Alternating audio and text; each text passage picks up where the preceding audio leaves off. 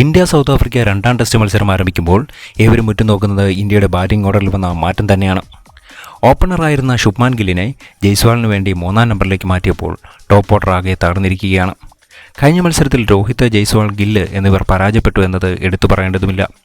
ഗില്ലിൻ്റെ position ചേഞ്ചിനെക്കുറിച്ച് Rohit Sharma ചില കാര്യങ്ങൾ പറഞ്ഞിരിക്കുകയാണ്. ഓപ്പണിങ്ങും 3-ാം നമ്പരും തമ്മിൽ കാര്യമായ വ്യത്യാസമില്ല എന്നാണ് രോഹിത് പറയുന്നത്. ചിലപ്പോൾ ഇന്നിംഗ്സിൻ്റെ 2-ാം ബോളിൽ തന്നെ ബാറ്റിങ്ങിൽ പ്രവേശിക്കേണ്ട പൊസിഷനാണ് 3-ാം നമ്പർ. ഓപ്പണർക്ക് ഇഞ്ചറി സംഭവിച്ചാലും ഇതേ അവസ്ഥയാണ്. ശുഭ്മാൻ ഗില്ല് ഡൊമസ്റ്റിക് ക്രിക്കറ്റിൽ 3-ാം നമ്പറിൽ മികച്ച രീതിയിൽ ബാറ്റ് ചെയ്തിട്ടുള്ള താരമാണ്. അതുകൊണ്ട് തന്നെ ബാറ്റിംഗ് പൊസിഷൻ അദ്ദേഹത്തിൻ്റെ പ്രകടനത്തെ ബാധിക്കാൻ സാധ്യത തീരെയില്ല. പ്രീ മാച്ച് കോൺഫറൻസിൽ രോഹിത് പറഞ്ഞു. റെഡ് ബോൾ ക്രിക്കറ്റിൽ ഗില്ലിന് മികച്ച പ്രകടനം പുറത്തെടുക്കാൻ കഴിഞ്ഞിട്ടില്ല എന്നത് മറ്റൊരു യാഥാർത്ഥ്യമാണ്. 2023 മാർച്ചിൽ നടന്ന ബോർഡർ ഗവാസ്കർ ട്രോഫിയിലെ സെഞ്ചുറി പ്രകടനം മാറ്റി നിർത്തിയാൽ അതുകൂടാതെ ഒരു ഹാഫ് സെഞ്ചുറി പോലും ഗില്ലിന് നേടാൻ കഴിഞ്ഞിട്ടില്ല. 2023 11 ഇന്നിംഗ്സുകളിലായി ഗില്ലിൻ്റെ സംഭാവന വെറും 258 റൺസ് മാത്രമാണ്.